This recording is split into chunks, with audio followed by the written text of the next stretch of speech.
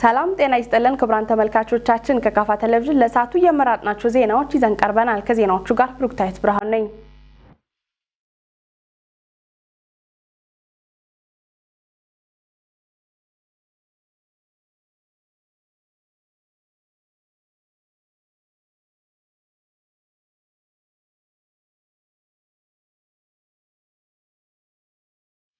ህገወጥ የቡና ግብይትን በማስቆም ወደ ህጋዊ የግብይት ስርዓት በማስገባት በተቋቋሙ የግብይት ማዕከላት መገበያየት ላይ በትኩረት መስራት እንዳለበት የጊምቦ ወረዳ አስተዳደር ገለጸ። የቀበሌ ግብረ ኃይልና ባለድርሻ አካላት ቅንጅታዊ አሰራር በመፍጠር ህጋዊ ግብይት እንዲስፋፋ ማጠናከር እንደሚያስፈልግ የወረዳው ዋና አስተዳዳሪ አቶ ትብብሩ አሰፋ ገልጸዋል። በአዋጁ መሰረት የህገወጥ ቡና ቁጥጥር ስርዓት በማበጀት ወደ ህጋዊ እንዲገቡ በአጽንኦት እንደሚሰራም አስረድተዋል። በወረዳ ደረጃ 5 የግብይት ማዕከላት የሚገኙ ሲሆን ቀደም ሲል የነበሩ ክፍተቶችን በማስተካከል ነጋዴዎች ህጋዊውን የአሰራር ስርዓት በመከተል እንዲገበያዩም አሳስበዋል። በህገወጥ የቡና ግብይት ቁጥጥር ግብረ ኃይል አማካኝነት በ2015 ዓ.ም 76 ኩንታል ህገወጥ ቡና በመያዝ 1,160,691 ብር ገቢ መደረጉን ያስታወሱት አቶ ትብብሩ የቁጥጥር ስራው ተጠናክሮ እንደሚቀጥልም ገልጸዋል። የቢጣ ወረዳ መንገድና ትራንስፖርት ልማት ጽሕፈት ቤት የባጃጅ ማህበር ማቋቋም በሚቻልበት ሁኔታ እንዲሁም በተለያዩ ሊሟሉ በሚገባቸው መስፈርቶች ዙሪያ ከባጃጅ አሽከርካሪዎችና ባለ ንብረቶች ጋር ውይይት አደረገ። ክፍል ያለሙ የወረዳው የመንግስት ኮሚኒኬሽን ጉዳዮች ጽሕፈት ቤት ዘገባን ያቀርበዋል። የጽሕፈት ቤቱ ኃላፊ አቶ ይትባረክ ይስሐቅ በዚሁ ጊዜ ባስተላለፉት መልእክት አሽከርካሪዎች እንዲሁም የተሽከርካሪ ባለንብረቶች ተገቢውን መስፈርት ከማሟላት ባለፈ ትርፍ ከመጫንና ከታሪፍ በላይ ከማስከፈል ሊቆጠቡ እንደሚገባ አሳስበዋል። በወረዳው ከዚህ ቀደም ተቋቁሞ ውጤታማ ያልሆነውን የቢጣ ፍሬዎች ባጃጅ ማህበር እንደገና በማደራጀት በቀጣይ ህጋዊውን መረብ በመከተል ለህብረተሰቡ ተገቢው አገልግሎት እንዲደርስ ማድረግ ተቀዳሚ ተግባር መሆኑን ኃላፊው ጠቅሰዋል። አቶ ይትባረክ ጨምረውም የባጃጅ አሽከርካሪዎች እንዲሁም የተሽከርካሪ ባለንብረቶች ሶስተኛ ወገን ቦሎ እንዲሁም ሌሎች ተያያዥ ጉዳዮችን ከውይይቱ በኋላ በአጠረ ጊዜ ውስጥ በማሟላት ሊንቀሳቀሱ እንደሚገባ አሳስበው ይህንን በማሟሉ አሽከርካሪዎች ላይ እርምጃ የሚወሰድ መሆኑን አመላክተዋል። በወረዳው ፖሊስ ጽሕፈት ቤት የትራፊክ ፖሊስ ስራ ሂደት አስተባባሪው ዋና ሳጅን ሰለሞን ጌታቸው በበኩላቸው ባጃጆች ከዚህ በኋላ በሚሰጣቸው ስምሪት ብቻ እንዲሰሩ የሚደረግ መሆኑንና ከዚህ ውጭ ሆነው ሲገኙ እርምጃ የሚወሰድ መሆኑን ጠቁመው እንደ ወረዳ በአሁኑ ሰዓት አቅጣጫ የሳተውን የባጃጆች አገልግሎት አሰጣጥ ከዚህ ግንዛቤ ማስጨበጫ መድረክ በኋላ ፍትሐዊ እንዲሁም ደህንነቱ የተረጋገጠ አገልግሎት እንዲሰጥ በማድረግ የትራፊክ ፖሊስ ድርሻውን ይወጣል ብለዋል። የቢጣ ወረዳ ፖሊስ ዋና አዛዥ ምክትል ኢንስፔክተር ብዙአየው ጌታቸው በወረዳው በአንዳንድ ባጃጆች አማካኝነት ከኮንትሮባንድ ስራዎች ባለፈ የተሰረቁና ህገወጥ የጦር መሳሪያዎችን የማዘዋወር እንቅስቃሴዎች እየተበራከቱ መምጣታቸው እየተስተዋለ መሆኑን ጠቁመው በቀጣይ ሰዓት እላፊ ሲንቀሳቀሱ የሚገኙ ባጃጆችን ፖሊስ በቁጥጥር ስር እንደሚያውል ጠቁመዋል። በመድረኩ ማጠቃለያም ከዚህ ቀደም የነበረውን የባጃጅ ማህበር በማሻሻል 8 የሥራ አስፈጻሚዎችን የያዘ የቢጣ ፍሬዎች የተሰኘ ማህበር የተቋቋመ ሲሆን እነዚህ አስፈጻሚዎች በአሽከርካሪዎችና የተሽከርካሪ ባለንብረቶች ፊት በገቡት ቃለ መሐላ መድረኩ ተጠናቋል። የታስማራ ቡና ልማት ድርጅት ቡናን በጥራት በማምረት በቡናና ከቡና ጋር ተያያዥ ነገሮችን ወደ ቱሪዝም ለመቀየር ትኩረት ሰጥተን እየሰራን ነው ያሉት የታስማራ ቡና ልማት ድርጅት ባለቤትና ስራ አስኪያጅ አቶ ንጉሴ ታደሰ ናቸው። አቶ ንጉሴ እንደገለጹት ድርጅቱ ከተቋቋመበት ጊዜ ጀምሮ ምርቱን በጥራት ሲያዘጋጅ መቆየቱን ተናግረው ባለፉት 7 ዓመታት ያልታጠበ ቡና ለውጭ ገበያ ኤክስፖርት ማድረጋቸውን ገልጸዋል። ፈረንሳይ ሀገር የሚገኝ ሌበልኮ ካምፓኒ ያልታጠበ ቡና ለ7 ዓመታት በጥራት በማዘጋጀት ኤክስፖርት ሲያደርጉ እንደነበር የተናገሩት አቶ ንጉሴ በ2016 ምርት ዘመን ጥራቱን በመጨመር የታጠበ ቡና ለማቅረብ እየሰሩ እንደሆነ ተናግረዋል። ቡናችንን የምንተክለው ቫራይቲ ነው። ለምሳሌ ከቫራይቲ ውስጥ ብዙ በከፋ ዞን የሚታወቀውና ሌሎች አካባቢዎች የሚታወቁት ዘሮች አሉ። 74110፣ 74112፣ 74140፣ 741 ውሽ ወሺ የሚባሉ አሉ። እነዚህ ሁሉ ዘሮች በእኛ ማሳ ውስጥ አሉ። ግን ከነዚህ ከ5 ዘሮች ውስጥ እስከ ዛሬ ለገበያ ያቀረብነው 2 ነው። 74110 እና 12 ነው። ከዛ ውስጥ ካፒንግ ስኮሩ ማለት ቀማሾች 12ን ወደውታል። በተለይ በኖርዌይ ስንሸጥ ዘንድሮ ደግሞ ኤክስፔክት የምናደርገው ዘንድሮ ምርት የሰጠን ለኛ ምስራች ነው። ግን ካፕ የምናደርገው 74140 አለ። በሚቀጥለው ውሽ ይኖረናል። ስለዚህ ቡናችንን ኤክስፖርት የምናደርገው አውሮፓ ነው። ሜንሊ ፈረንሳይ ነው። ሪቴል ያደረጉ ወደ ኖርዌይ ይገዛሉ። ስለዚህ የምናገኘው ግብረ መልስ ጥሩ ነው፣ ቀጥሉበት፣ ጥራቱ ጥሩ ነው የሚል ይሄ አበረታታናል። ድርጅቱ ለአካባቢ ወጣቶች ስራ እድል እየፈጠረ እንደሆነ የገለጹት ባለሀብቱ ለ10 ሰዎች ቋሚ የስራ እድልና እንደ ሁኔታው በጊዜያዊ ከ50 እስከ 100 ለሚደርሱ ሰዎች ተጨማሪ የስራ እድል መፍጠሩንም ገልጸዋል። ከቡና ልማት ስራዎች ጎን ለጎን በወደሙ የተፈጥሮ ደኖች ምትክ ለሚተከሉ ሀገር በቀል የዛፍ ዝርያዎችን በማዘጋጀት ለአካባቢ ነዋሪዎች የማሰራጨት ስራ እየተሰራ ስለመሆኑም አብራርተዋል። የጠፋው ደን ላይ እየተከል እያደስን ያለ ምክንያቱም ለቡናችን አንዱ ትልቁ አስተዋጽኦ የሆነው ምንድነው? ይሄ ተፈጥሮ ደን ነው። ይሄ ተፈጥሮ ዘን ከመነመነ ቅድም ማወራው ወሬ ሁሉ ከንቱ ይሆናል። የቡናችን ጥራት ብቻ ሳይሆን ተፈጥሮ ይዛባል። በዚህ ምክንያት ታትማራ እንደ ችሎታውና እንደ አቅሙ ደንን መልሶ ለማልማት እቅድ አለው። በሚቀጥለው አመት ደግሞ የተወሰነ ዘር አሁን የተዘጋጀን ነው ችግኝ አፍልተን ለአካባቢያችንና ለራሳችን መልሰን እንተክላለን። የምንተክለው ደን ደግሞ ለቡና ጥላ የሚሆን ደን ነው።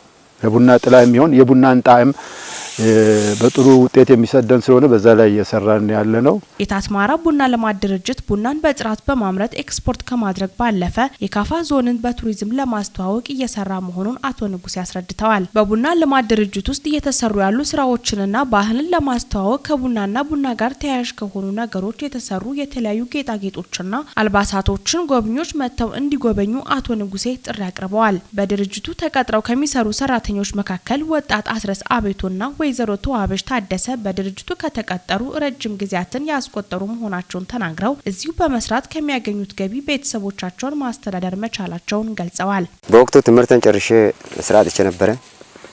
በዛን ሰዓት እንግዲህ እግዚአብሔር ስቶ ድርጅቱ ጋበዘኝ።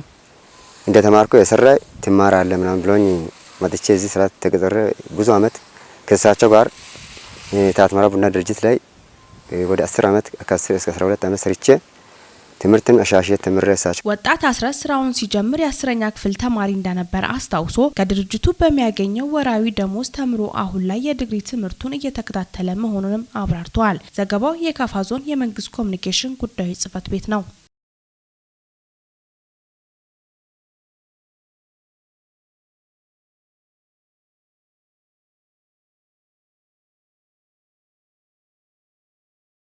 የደቡብ ምዕራብ ኢትዮጵያ ህዝቦች ክልል ከኢትዮጵያ ዜና አገልግሎት ጋር በመተባበር ያዘጋጀው የመደመር ጉዞ የፓናል ውይይት በቦንጋ ከተማ ተካሄደ።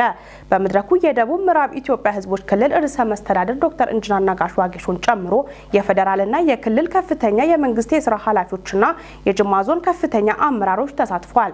መድረኩ ጠቅላይ ሚኒስትር ዶክተር አብይ አህመድ መደመር፣ የመደመር መንገድ እና የመደመር ትውልድ በሚል ርዕሶች ለንባብ ያበቋቸውን መጻሕፍት መሰረት አድርጎ ነው የተካሄደው። በዛሬው መድረክም የመደመር ትሩፋቶች ነገን በተሻለ ለመገንባት የሚኖራቸውን ጠቀሜታ የተመለከቱ የተለያዩ የውይይት መነሻ ሀሳቦች ቀርበው ውይይት ተደርጎባቸዋል። ፍጹም ተሾመ ተጨማሪ አለው።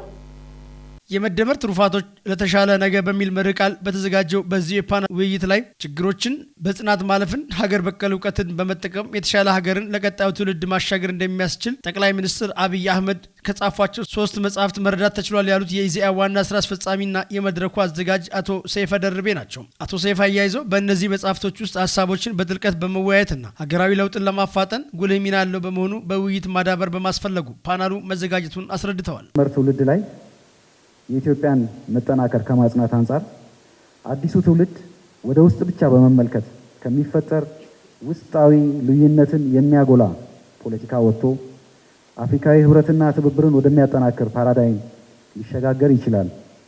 ለዚህ ደግሞ የኢትዮጵያ መጠናከር ለአፍሪካ መነሳት ጉልህ ድርሻ ይኖረዋል በሚል በመጽሐፋቸው እንደዚሁ ገልጸዋል። ስለዚህም ይሄ ጥቁምታ የውስጥ ጉዳዮችን ከሚያሰፉ፣ ከሚያነታርኩ፣ ወደ ኋላ ከሚመልሱ ጎጂ እና ጠቃሚ ያልሆኑ ክንውኖችና እይታዎች ይልቅ ወደፊት ሊያስማሙና ሊያሻግሩን በሚችሉ ጉዳዮች ላይ እንድናይ እድል ይሰጠናል። የደቡብ ምዕራብ ኢትዮጵያ ህዝቦች ክልል ርዕሰ መስተዳድር ዶክተር ኢንጂነር ነጋሽ ዋጌሾ በክልሉ ይህ መድረክ እንዲዘጋጅ ያደረገውን ኢዜአን አመስግነው መንግስት ባለፉት 5 ዓመታት ውስጥ ዜጋ ተኮር ሀገር ግንባታ ላይ የበኩሉን እየተወጣ ስለመሆኑም አብራርተዋል። በመደመር እሳቤ የሚመራው የሀገራችን የለውጥ ሂደት ባለፉት 5 ዓመታት ውስጥ በፖለቲካው፣ በኢኮኖሚው፣ በማህበራዊ ልማትና በዲፕሎማሲው በተጨባጭ የሚታዩ ዜጋ ተኮር ተግባራትን በማከናወን ለሀገር ግንባታ የበኩሉን ሚና እየተጫወተ ይገኛል።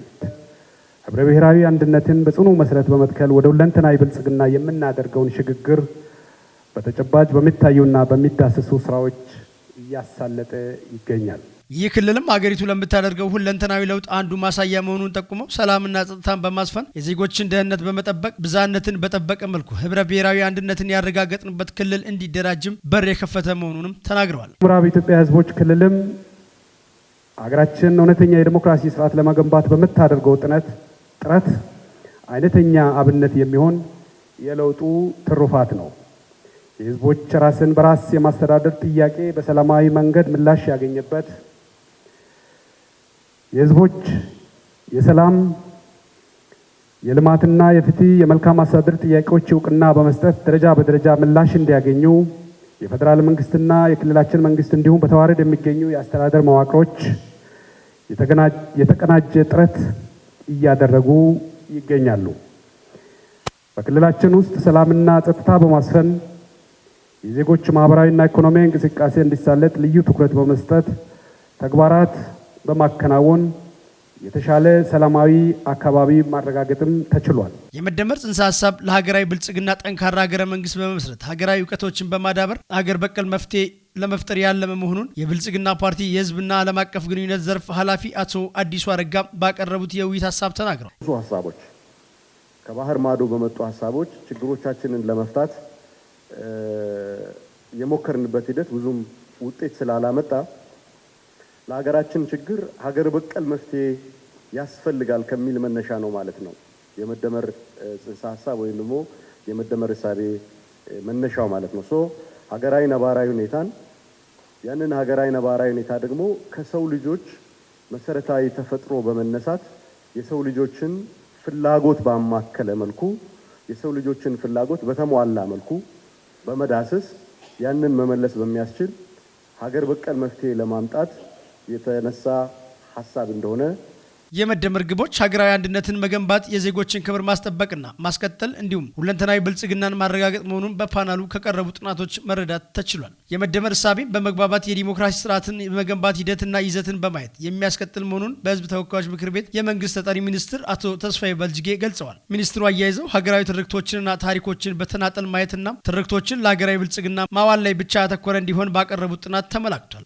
የመጀመሪያው ሁላችንም ኢትዮጵያውያን ማተኮር ያለብን ኢትዮጵያ በሁለት የተራራቁ ትርክቶች ምክንያት የግጭት፣ የጦርነት፣ ያለመረጋጋት ማዕከል ሆና ቆይታለች።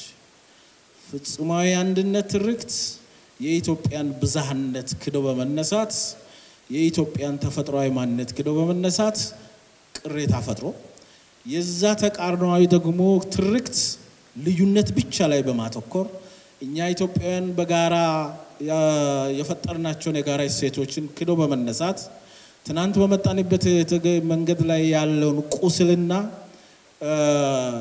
ስተት ብቻ በማጋጋል እነዚህ ሁለቱ ኢትዮጵያን ዋጋ ሲያስከፍሉ ቆይቷል።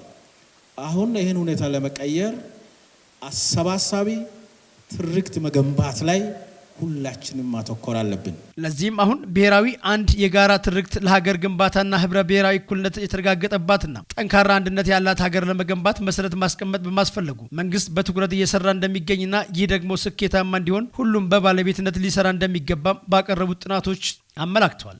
ይህ አሰባሳቢ ትርክት ብሔራዊነት ነው። ብሔራዊነት ህብረ ብሔራዊ አንድነትን፣ አካታችነትን፣ አሳታፍነትን፣ እኩልነትንና የኢትዮጵያውያን ወንድማማችነትና የእህትማማችነትን ማዕከል ያደርጋል። ይሄ ትርክት ዛሬ በሀገራችን በተለያዩ አካባቢዎች ላይ የታጠቁ ቡድኖች ጭምር ኖሮ ሀገራችን የሰላም እጦት፣ የግጭት፣ የንጹሃን ሞትና መፈናቀል እንዲኖር ጭምር መነሻ ሆኗል። ይሄ ትርክት ሌላው መቀየር ያለብን የዚህ ትርክት ውጤት የሆነው የፖለቲካ ባህላችንን ነው። የፖለቲካ ባህላችን በመጠፋፋት በእልህ በመገዳደል ብቻ የኔ ሐሳብ ብቻ ካልሆነ የሚል አደገኛና ኋላ ቀር ኢትዮጵያን ማይመጥናት ሆኖ ተገንብቷል። ይሄ የፖለቲካ ሐሳቤ በሐሳብ በላይነት፣ ይሄ የፖለቲካ ሐሳቤ በመነጋገርና ሰጥቶ በመቀበል፣ ይሄ የፖለቲካ ሐሳቤ ሀገርና ሕዝብን ማዕከል አድርጎ የቡድንና የግለሰብ ፍላጎቶች ኮምፕሮማይዝ ተደርጎ ለሀገር አንድነትና ለሉዓላዊነት ነጻነት ሲባል በሰለጠነ መንገድ ችግር የምንፈታበት የፖለቲካ ባህል መገንባት የጋራ ስራችን ነው። የመደመር ጉዞ የፓናል መድረኮች በጠቅላይ ሚኒስትር ዶክተር አብይ አህመድ የመደመር መንገድና የመደመር ትውልድ በሚሉ ርዕሶች ለንባብ ያበቋቸው መጻሕፍት መሰረት ያደረጉ ናቸው። በዚህም መድረክም የመደመር ትሩፋቶች ነገን በተሻለ ለመገንባት የሚኖራቸው ጠቀሜታ የተመለከቱ የተለያዩ የውይይት መነሻ ሀሳቦች ቀርበው ውይይት ተደርጎባቸዋል። የኢትዮጵያ ዜና አገልግሎት ከዚህ ቀደም መሰል መድረኮችን በአዲስ አበባ፣ ቢሾፍቱ፣ ጅግጅጋ፣ አሶሳ፣ ሆሳናና ድሬዳዋ ያካሄደ ሲሆን የዛሬው መድረክም 7ኛው ምዕራፍ መሆኑም ተገልጿል። 9ኛው የሲቪል ማህበረሰብ ድርጅቶች ባለስልጣንና የፌዴራል የክልል ባለድርሻ የመንግስት ተቋማት የጋራ ጉባኤ በጅማ ከተማ መካሄድ ጀመረ። ጉባኤው በተለያዩ ሁነቶች እስከ ታህሳስ 5 2016 ዓ.ም እንደሚካሄድ ታውቋል። ክፍል ያለሙ ተጨማሪ አለው።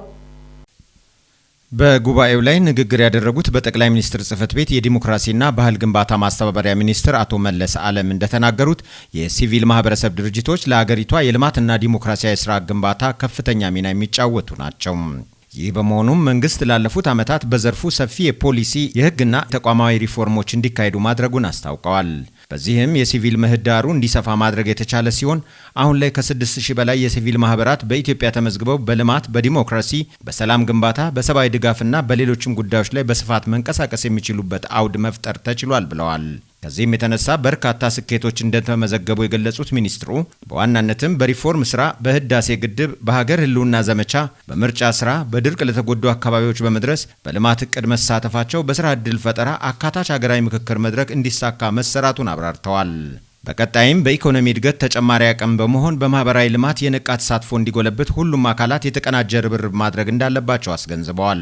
የሲቪል ማህበረሰብ ድርጅቶች ባለስልጣን ዋና ዳይሬክተር አቶ ሳምሶን ቢራቱ በበኩላቸው ባለፉት የለውጥ ዓመታት ዘርፉን የሚያስተዳድረው አዋጅ በተሟላ መንገድ ተግባራዊ ለማድረግ በተደረገው ጥረት በአመዛኙ ለመንቀሳቀስ ምቹ የሆነ አውድ መፍጠር እንደተቻለ ተናግረዋል።